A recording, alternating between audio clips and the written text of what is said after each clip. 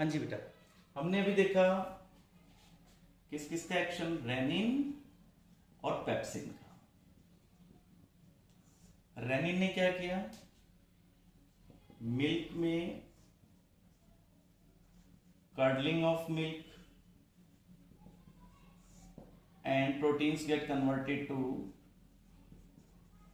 calcium paracasinate. Yes beta, what happens to this calcium paracasinate? This calcium paracasinate with the enzyme pepsin get digested.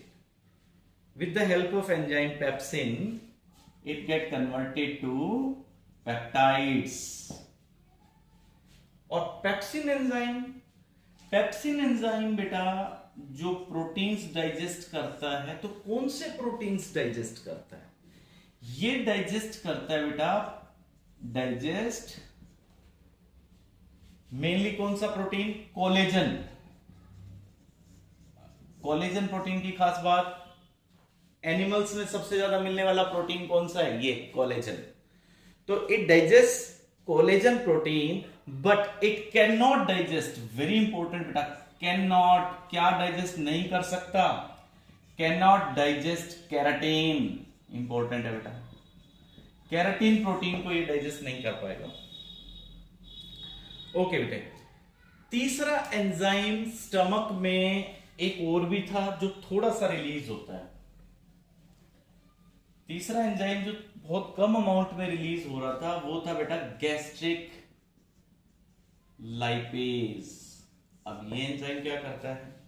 This gastric lipase digest the fat in stomach.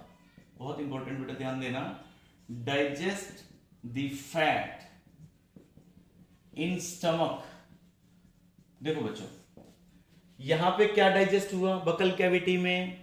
Only carbohydrates. यहां पे आए हम stomach में, यहां main digestion किसकी हो रही है? प्रोटीन्स की।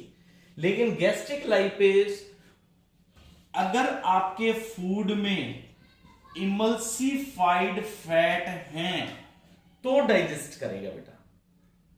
अगर आपके फूड में इमल्सिफाइड फैट्स हैं तो, वरना इसका कोई एक्शन नहीं है। तो कितना का फैट्स जो हम खाते हैं जो ऑलरेडी इमल्सिफाइड हो, तो रफली 1% होता है। रफली 1% fats in your food are already in the form of emulsified fat. बाकी फैट कहां डाइजेस्ट होगा? वो तो आगे लीवर बाइल जूस करवाएगा ना बेटे।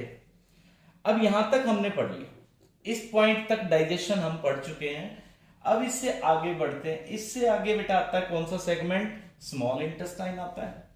यहां स्मॉल इंटेस्टाइन में यहां पे दो जूस आ रहे हैं, एक तो पैनक्रिएटिक जूस। अब तीसरा स्टेप हमारा कौन सा आ जाएगा बेटा? तीसरा स्टेप आ जाएगा digestion in small intestine.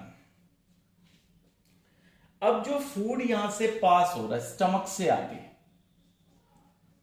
Stomach से आगे जो कुछ डाइजेस्टेड फूड है, सेमी डाइजेस्टेड कह सकते हो, स्टमक में फूड कितनी देर रहता है? 4 to 5 आवर्स रहता है, पढ़ा है हमने पहले। This food passes into small intestine when this pyloric sphincter get opened। ये खुलता है, इससे फूड आगे जाएगा।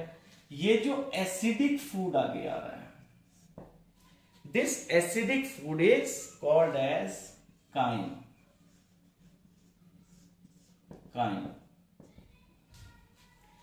अब यहां पे जो डाइजेशन होती है स्मॉल इंटेस्टाइन में, आगे क्या पढ़ना बेटा हमने? Digestion in small intestine. Last part है बेटा डाइजेशन में हमारे, क्योंकि लार्ज इंटेस्टाइन में तो कोई डाइजेशन है ही नहीं। तो स्मॉल इंटेस्टाइन में डाइजेशन कैसी है? Mechanical as well as chemical. Small intestine में केमिकल डाइजेशन। मैकेनिकल डाइजेशन कैसे होती है इसमें? It is due to segmentation.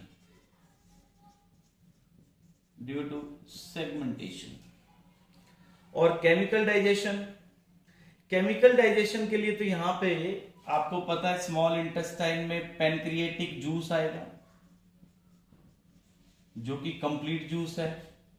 Second यहां पे आएगा बेटा इंटेस्टाइनल जूस। तो ये दो ग्लैंड्स ऐसी हैं। और थर्ड आएगा बेटा यहां पे बाइल जूस। तो ये दोनों ग्लैंड्स का सिक्रीशन कंप्लीट डाइजेशन करवा देगा। जो भी अब फूड में बचा है वो सब ये दो जूस डाइजेस्ट करवाएंगे with the help of bile juice. Pancreatic juice